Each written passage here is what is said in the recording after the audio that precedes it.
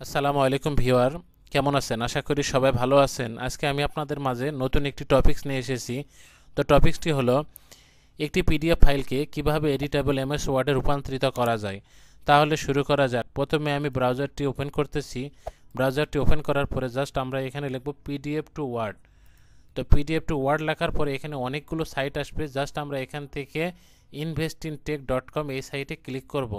আপনাদের সুবিধার্থে আমি এই সাইটটি আমার ডেসক্রিপশন বক্সে অ্যাড করে দিব, যাতে করে আপনারা সহজেই কনভার্ট করতে পারেন। তো আমি এখানে জাস্ট এখন ক্লিক করব। একটা ক্লিক করার পরে জাস্ট আমরা যে পিডিএফটি এখানে ওয়ার্ডে রূপান্তরিত করতে চাচ্ছি, জাস্ট এখানে ক্লিক করে ওপেন দিব। তো এটি আপলোড হওয়ার পরে কিছুক্ষণ অপেক্ষা করতে হবে জাস্ট এটি কনভার্ট হওয়ার জন্য।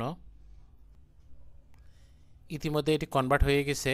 তো এখন আমি জাস্ট এখানে ডাউনলোডে ক্লিক দিব। হয়ে গেছে। তো এখন আমি এটি যদি এমএস ওয়ার্ডে ওপেন করি তো দেখব যে এখানে সবগুলো এখানে এডিটেবল, অর্থাৎ আমরা চাইলে এখান থেকে যে কোনো কিছু সহজে এডিট করতে পারবো। এরকম টেক রিলেটেড ভিডিও পেতে অবশ্যই আমার পেজটি ফলো দিয়ে রাখবেন এবং লাইক, শেয়ার, কমেন্ট করতে ভুলবেন না। ধন্যবাদ সবাইকে।